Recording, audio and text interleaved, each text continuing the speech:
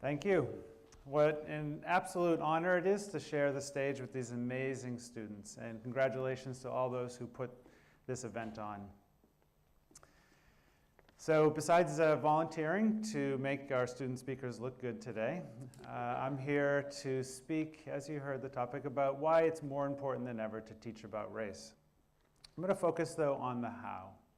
Before I get started, I just want to provide a warning to everyone. I'm going to be referencing a well-known hate group that operates in the United States. So let's go to Needham, Massachusetts, a sleepy suburb of Boston. The year's 2004, it's October, and I've just driven into school. It's my very first year as the high school principal. And there are a group of students waiting for me.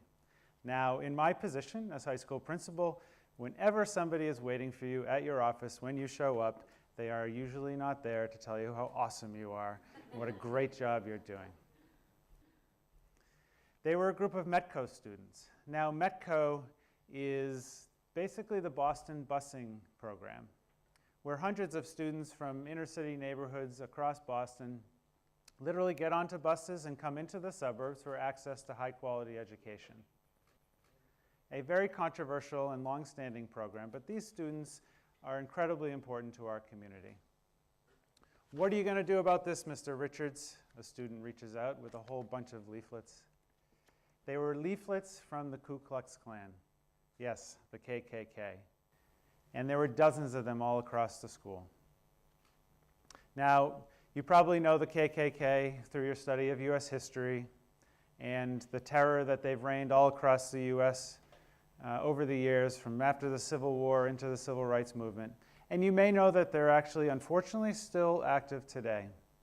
You might see them at marches, and you may or may not know that one of their strategies of spreading their hate speech is through canvassing, where they basically spam a community with their literature.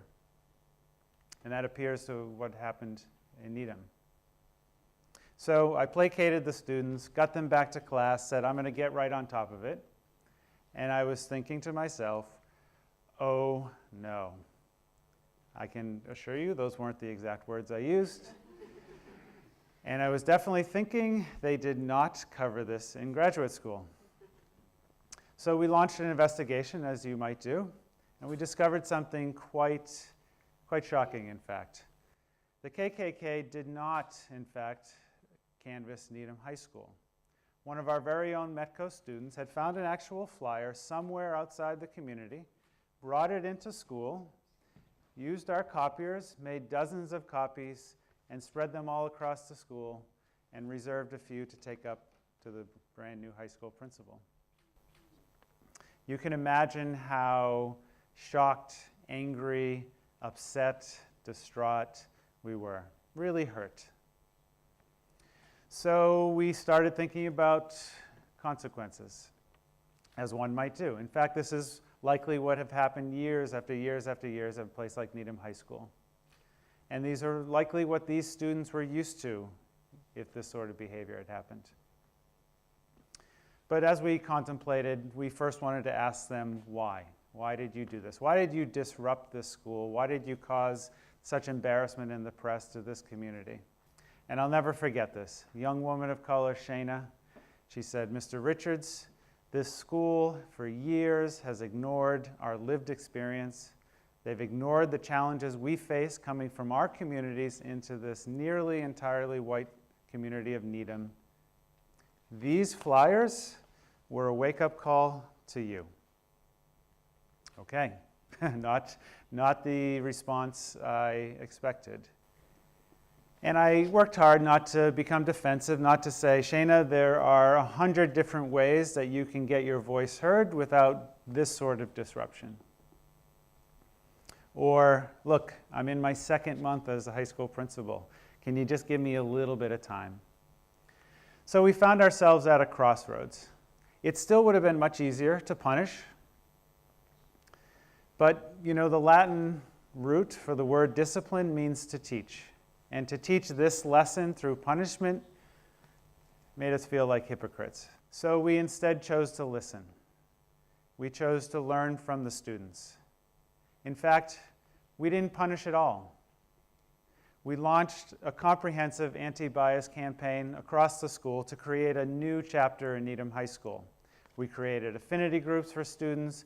We created opportunities to talk, to listen. We had students talking to students, students talking to teachers.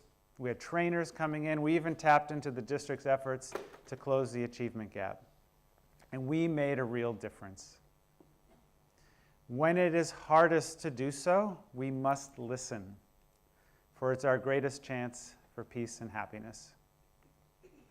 So in 2009, we left Needham. In fact, we left the United States altogether to raise our children overseas. First, we went to London, then we went to Saudi Arabia, and now here we are in Dubai. And I wanted to keep the passion that I had for social justice, so I developed a course for high school students, taught from the ally perspective on topics of race and culture. I taught 3 versions of it in London, 2 versions in Saudi Arabia, and this coming fall, I'll offer the latest version here at the American School of Dubai. Now, when I first offered the course in London, we needed to start with the question, are we post-racial? Or is race just a thing of the past? Now remember, President Obama had just been elected, and there was this feeling that it's a major milestone here. Even though, if you were paying attention, there were examples all through the press of racial insensitivities in sports or ethnic conflicts in faraway places. But it was a legitimate question to have and to pose. And then a few years later, the powder keg exploded. Trayvon Martin in Florida, Michael Brown in the riots of Ferguson, Missouri, Eric Garner in New York City. And then in 2016, Trump was elected, and the xenophobes came out of the swamp, and race politics are now front and center. The wall, the travel ban, and DACA. So I ask you, again, are we post-racial? Is race just a thing of the past? Perhaps not. And here we are again at that crossroads. And I believe, again, it's time to listen. It's time to learn. But you know, this is not listening. These are actually police officers, not soldiers. Nor is this listening, violence against police. When it is hardest to do so, we must listen, for that's our greatest chance for peace and for happiness. Why do we listen? We listen so that we can validate the differences among us, so nobody becomes invisible. We listen to appreciate culture, what explorer Wade Davis calls humanity's greatest legacy. We listen so that we can respond to conflict rather than react. We listen so we don't miss the incredible messages in this powerful social movements that we see today. What an incredible age we live in. So I'll leave you today with an acronym. We listen so that we can learn. We listen through inquiry by asking questions to understand. We're able to listen only when we stop talking. When we listen, we gain empathy. We understand the perspective of others. And when we listen, we negate ignorance, bias, prejudice, and hate. So, join me today in launching #Listen. Thank you very much.